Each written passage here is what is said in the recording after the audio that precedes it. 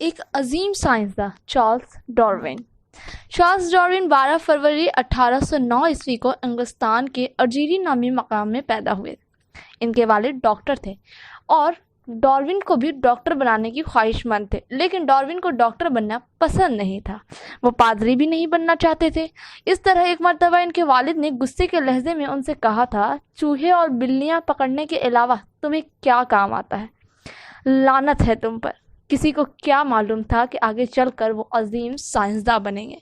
Darwin کو شروع سے ہی مختلف قسموں کے پھول، پتیوں، پودے، کیڑے مکوڑے، گھونگھے اور پرندوں کو جمع کرنے میں دلچسپی تھی۔ کیمبرج یونیورسٹی سے پڑھائی ختم کرنے پر انہیں سرکار کے ذریعہ ہیگل نامی جہاز پر قدرت میں دلچسپی رکھنے والے سائنسداں کے طور پر سفر کرنے کا موقع ہاتھ آ گیا۔ اس بات کے امکان تھے کہ یہ جہاز اپنی تحقیقی سفر سے جلد ہی واپس لوٹ آئے گا، لیکن یہ جہاز 5 سال تک تحقیقی سفر پر رہا۔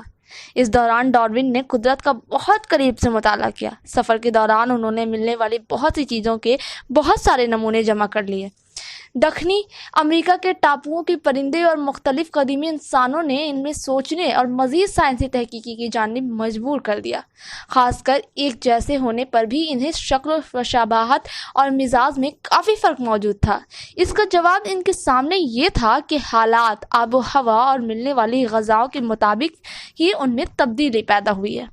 انہوں نے سب سے پہلے اس بات کو لوگوں پر واضح کر دیا کہ دنیا میں پائے جانے والے پودے، جانور، پرندے، درخت، انسان اور دوسری چیزیں فوراً وجود میں نہیں آ گئیں، بلکہ وہ آہستہ آہستہ صدیوں میں تبدیلی کے بعد موجودہ شکل میں آئی ہیں۔ ان پر ماحول اور حالات کا اثر پڑتا ہے اور ان کے مطابق وہ اپنے آپ کو ڈھالتی رہتی ہیں، پھر ان حالات کا سامنا کرنے کے قابل ہو گئیں اور وہی زندہ رہتی ہیں۔ ایسی چیزیں جو آہستہ آہستہ صحیح طور پر ہوتی ہیں۔ انہوں نے عملیات کو نشوونما یا ارتقاء کا نام دیا۔ 5 سال کے تحقیقی سفر کے بعد وہ اپنی تحقیقی اور سائنسی غور و فکر میں گہرائی کے ساتھ ڈوب رہے اور سائنسی مسائل جو ان کے دماغ میں تھے حل کرنے میں مصروف ہو گئے۔ اس لیے انہوں نے تنہا رہ کر زندگی گزاری اور اپنے کاموں کو پورا کرنے کے لیے انگلستان کے کینٹ کے مقام پر رہائش اختیار کر لی۔ اس طرح اپنی زندگی کے آخری دن تک وہیں مقیم رہے۔ 1859 عیسوی میں انہوں نے اپنی پہلی سائنسی تخلیق کتاب اوریجن آف اسپیسیز شائع کی۔ ان کی دوسری سائنسی تحقیقی کتاب ڈیسنٹ آف مین تھی۔ اس کتاب میں ڈارون نے انسانی ارتقاء کے بارے میں تفصیل سے بیان کیا۔